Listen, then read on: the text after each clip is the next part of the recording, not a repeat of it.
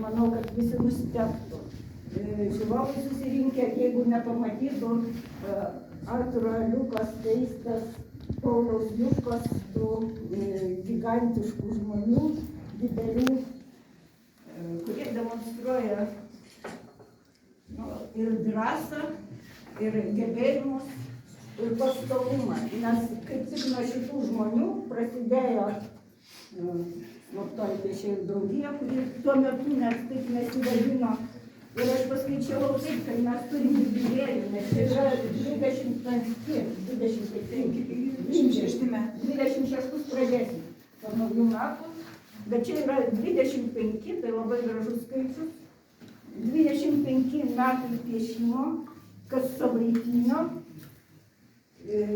įdirbis milžiniškas, didelis kiekis darbų, bet eksponuojam mes paprastai naujausius darbus, kad nesikartotų, kad tie, kurie turim dalį tokių gerbėjų ir žinovų, kurie ateina pasižiūrėti kiekvienais metais, kai mes jau pasiskelbam ir turi su ko palyginti ir būtų didelė nepagarba tiem žmonėm eksponuoti savo matytus senus jau buvusius kažkur darbus. Tai va, aš sakau įžanginį žodį, todėl kad matyti tokia jau tradicija susiklostė. Bet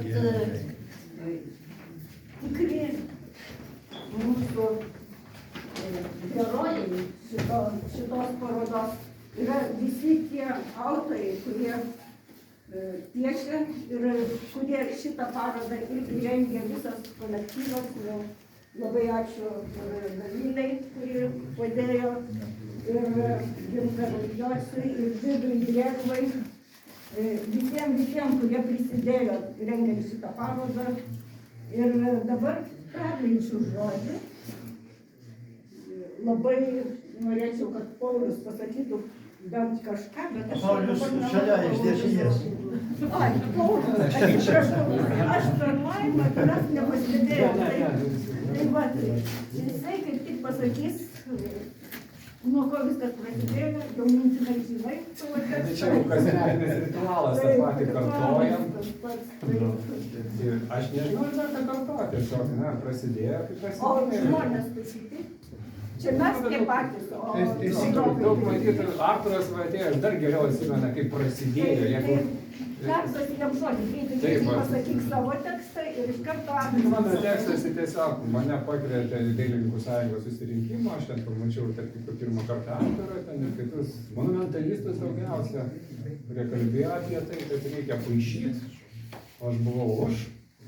Buvau dar tik ką baigęs, man tiesiog gyvybiškai to reikėjo ir iki šiol tebe reikia. Tai prasidėjo tas paišymas truputį kitur, buvo dar antras aukštas Dailininkų sąjungoje, ir patalpa. Tai ten dirbom, paskui dirbom dar kitur, Arvišo galerijoje dirbom, paskui vėl grįžom, žodžiu, kaip demigruodami vis tiek toliau užsiminėjom šitą veiklą. Nežinau, tiesiog aš per daug apie prasmę net nebegalvoju, tiesiog galvoju apie tai, kad koks jausmas visą tai vykti, tiesiog jautiesi stipresnis, jautiesi, kad dar kažką gali, arba save pasitikrini, jauti tą ritmą ir tonusą, kaip ir kiti dirba, kiek pats turi savyje dar tų išteklių, kažką tai trumpai tiek. Geriausia tai sakau būtų, kad pakomentuotų tą istorinę pradžią. Taip, Artūrai, labai prašau. Nes jau paskelbiau, kad 25 Gerai, pasakysiu. Vienu žodžiu taip, prieš 24 metus, 25. kitais metais bus, aš turiu dokumentą. Taip, vadinasi taip. Prieš 24 metus Gitenis Umbrasas, aš kažkaip gatvėje sutikau, pradėjom taip kalbėti, prisiminėm, kad buvo toks dalykas kaip karinis piešimas, apie tos dalykus man Švėgžda pasakojo. Tai jisai toks, Gitenis sako, gal čia darom kažką, taip, ir susirinko. Buvo Asta Vasiliauskaitė, Gaižauskaitė, Matulaitė, profesorius, Gitenis Umbrasas ir aš. Ir vat mes pradėjom kažką tai. O jau prieš 15 metų pirma paroda buvo, taip aš suprantu. Tai va, bet matot, yra taip, kad šiaip idėja buvo, kad, nu, toksai, ateina dailininkai, papaišo, kiek jiems reikia ir paskui ten eina kažką kitą daryti. Nebuvo toks tikslas parodų, mes nedarydavom. Kartinis prašė kažkaip, mes taip labai nenoriai kažkaip parodą padarėm, mums to nereikėjo.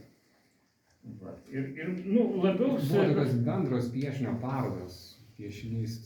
Jo, 14 metai. Ir parodos čia būdavo Arkos galerijai.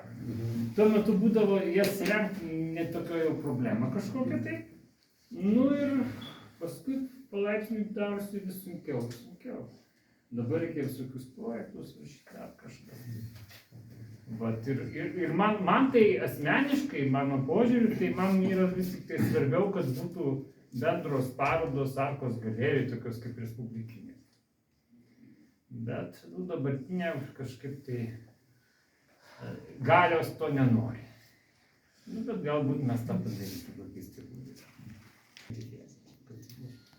Bet yra durys, ant kurių užrašyta piešimo katedra, galima užeiti. Pamenu, buvo tokie durys ir plakatai kelias į komunizmą, būdavo tokie durys, nu kur nieko ne. Tai va, bet aš manau, kad kažkaip reikėtų, kad tos parodos respublikinės vienokiu ir kitokiu būdu būtų. Turbūt reikėtų kalbėti su Dailininkų sąjungos taryba, va vieną iš atstovų mes turim prieš akis. Ne vieną. Mes turim jau 2. Tai dar geriau, nu jau kai du, tai jau beveik darbas padarytas. Tai va, tai man atrodo, kad reikėtų vėlgi tą kalbą apie Dailininkų sąjungos strategiją, visada aiškinama, kad jinai labai puikiai viskas ten veikia, bet man atrodo, kad neveikia. Nes turbūt tas tokias parodas, nu, kalbu apie grinai kaip tą piešimo parodą, turėtų būti kažkaip pati sąjunga turėtų tą parašyti. Projektą, gautos pinigus, nes nu, kažkam tai kažkokiam tai žmogui rašyti, tu neturi to svorio, dažniausiai nieko negaus. Paskutinį kartą rašė jaunas studentas. Dėl to, kad jaunas tai gavo finansavimą. Taip, juk tai buvo. Ne visai taip. Nu, tai... Bet, tarkim, taip. Nu, kam gudraut? Jaunam tam studentui niekas neduoda ir netgi man teko kažkaip jį apginti, kad jį paliktų kuratorium. Nes aš nežinojau, kad buvo iškelta sąlyga, kad duoda mums patalpas padaryti parodai, bet matom tą studentą. Taip, nes čia yra tas požiūris, aš labai man irgi nepatiko, nes taip ir pasakysiu, kad Arkos direktorė pasakė taip, sako, čia jokių peržiūrų nebus, mes kviesim būtent tuos autorius, kuriuos mes žinom, kurie ką. Nu, ta prasme cenzūra. Nu, sakau, nu kaip tai taip, nu maža kas kur kas. Reikia pranešti visiems galų galę, kad pasirodys kaip genija. Ne. Tai negaliu kalbėti. Tai va, tradicija gali išlaikyti tik tai daug. Gerai, ačiū. Labai dėkui. Aš, kadangi tu paminėjai, Arturai, tas Arkos galerijos parodas, tai galiu pasakyti, kad kaip Dailininkų sąjunga jas inicijavo, tai pati Dailininkų sąjunga jas ir užbaigė.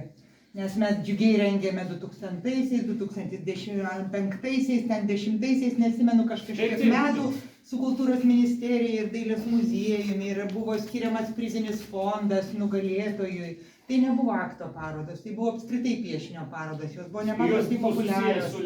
Mes Aleksandravičiaus vardo premijos, mes leidome katalogus. Ir kai jau šita mūsų iniciatyva pasiekė aukščiausiai tašką, staiga pati Dailininkų sąjunga pasikeitus tarybai tam tikrų vėjų vedama, staiga pasakė, ne, viskas nebenorime, nebeleidžiame, projektų neberašome, iš planų išbraukėme, kas mums buvo didžiulis šokas. Tai va, reikia, kad būtų planuose ir viskas. Nes man atrodo, tas sutapo su tuo, kad prasidėjo finansavimas per kultūros tarybą. Taip, Arturai, tai buvo senai, man tik pačiai gaila, kad kai aš pati tada vadovavau tam mechanizmui Arkos galerijos, aš pati mažiausiai ir paišiau tada, neturėjau tam laiko, nes mechanizmas sukti yra dalykas toksai, kur jau piešti nebe visada lieka ir kada. Aš skaityti, kad iš tiesų piešimas kaip esminis kiekvieno menininko įrankis, kaip kiekvienam muzikantui yra privalu žinoti natas do, re, mi, taip kiekvienam menininkui privalu žinoti, kaip rankoje laikyti pieštuką, anglį, sanginą, bet kurią kitą priemonę. Kai tu tai moki, tu gali daryti kubizmą, tu gali daryti abstrakcionizmą, modernizmą, postmodernizmą, ką tik tai nori. Bet pažiūrėjus į tavo darbą, visą laiką profesionalas per padidinamąjį stiklą, o ir be jo mato, ar tu valdai piešinį ar ne. Ir tai mes senbuviai piešimo tikrai matome bet kurioje parodoje. Ir kad ir kokie vėjai pūstų iš kairės ar iš dešinės, aš manau, kad piešimas gyvuoja ir gyvuos, tai galėtų paliudyti Vidas Drėgba ir dauguma iš jūsų, kurie esate puikūs piešėjai ir kurie ruošiate jaunus menininkus stoti į Dailės akademiją ir pradėti jų kelią. Be piešimo mes visi esame niekas. Piešimas yra mūsų žemė, mūsų pradžia, mūsų alfa ir omega. Ir tai, kad mūsų gretos visą laiką pildosi naujais, vieni išeina, kiti ateina, tai pulsuoja. Bet kad yra tų žmonių, kurie žino, kad piešinys yra reikalingiausia dalis, o piešti žmogaus kūną yra sudėtingiausia užduotis, tai ši paroda ir įrodo, kad šis procesas yra dar gyvas, kad jis yra be pabaigos ir be pradžios. Ir ačiū Dievui, palinkime jam sėkmės. O išgirdę, ką Arturas pasakė, su Liuda tikrai, manau, inicijuosime, kad tokios parodos tikrai platesnių ratų vyktų ir vystytųsi. Aš noriu pasakyti, kad būdama antrą kadenciją, aš 6 metus galva į sieną daužau.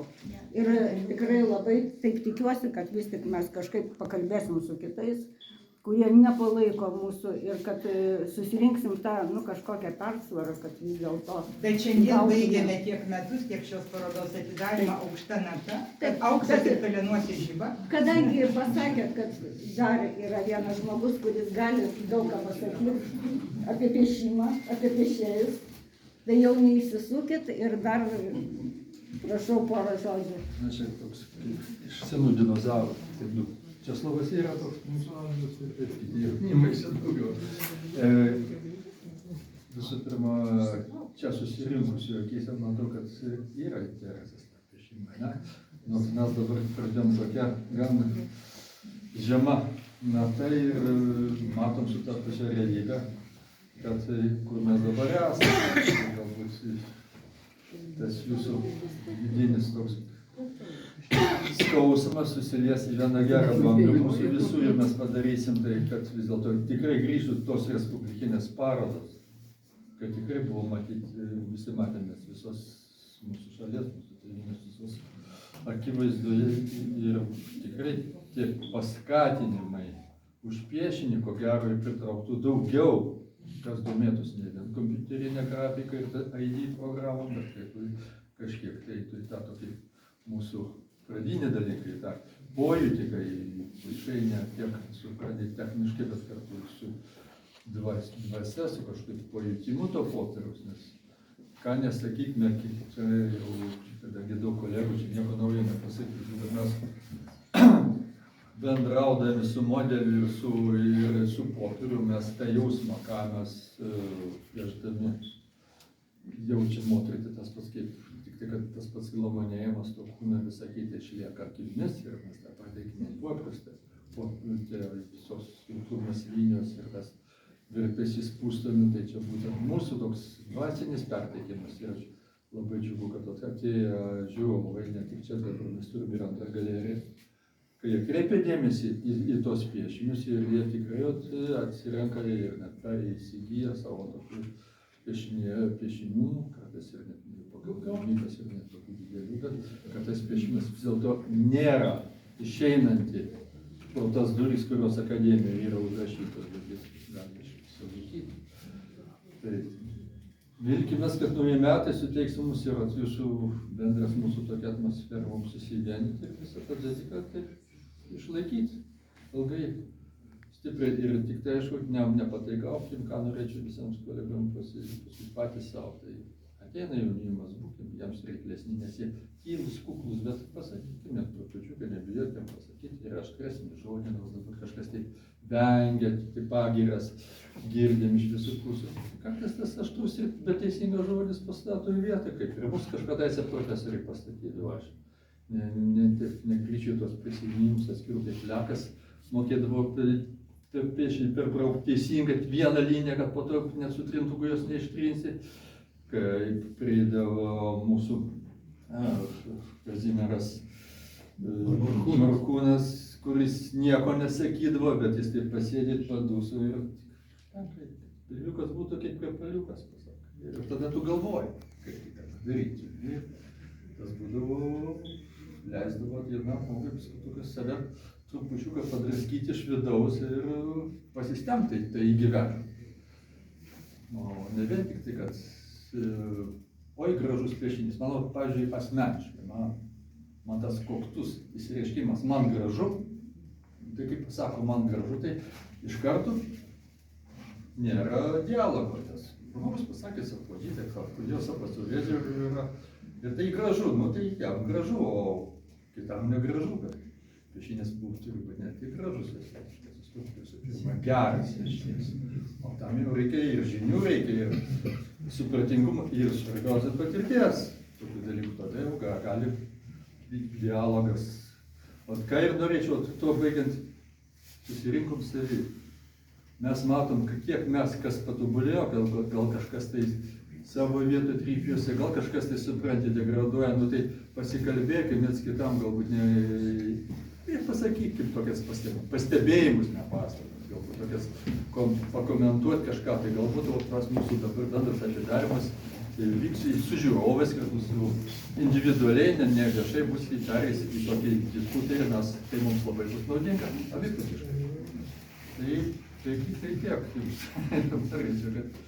Ir nenusiviltumėt mūsų darbais.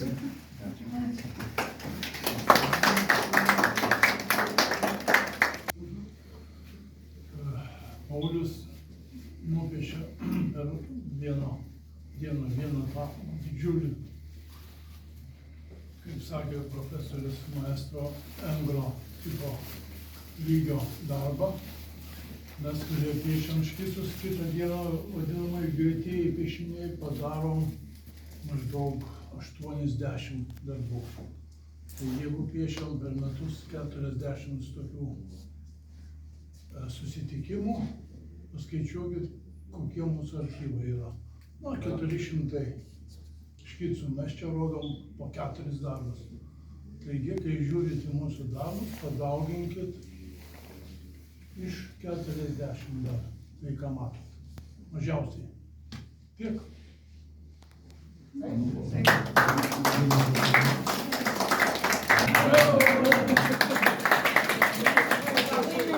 Ačiū pasakyti, kad garsatinė darbo.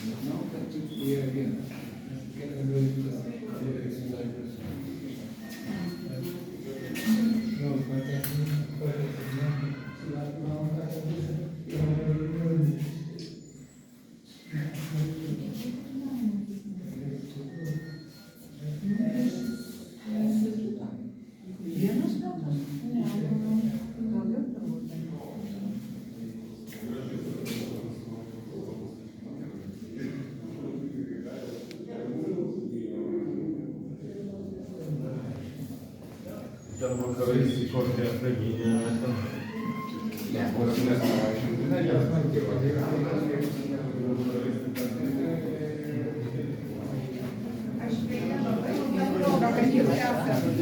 Ar galiu paprašyti dar, norėčiau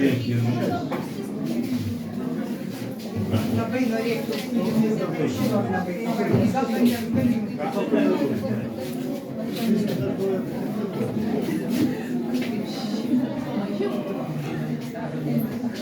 Čia trupučiuką vėsiau, ten labai šilta ir neįmanoma lango, kadangi ant langų pastatė tą darbą. Nu, galerija maža, bet vis tiek gerai, kad tokie procesai vyksta. Reikia apžiūrėti nuorodą, aš ne.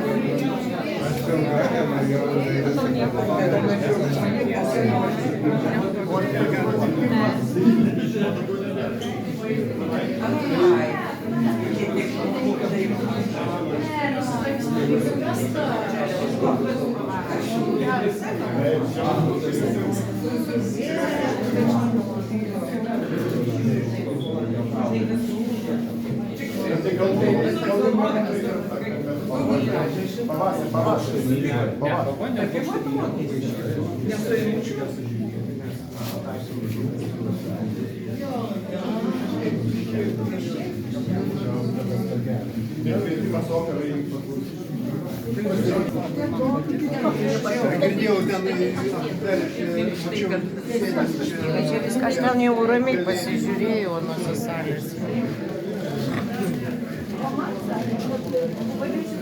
tai buvau užsakęs ir ieškojau ten.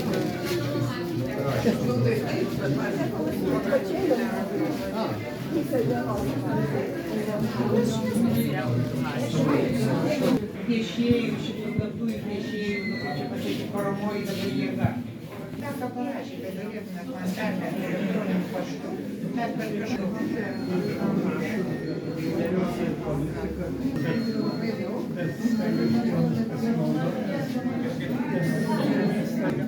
Aš galiu paprašyti.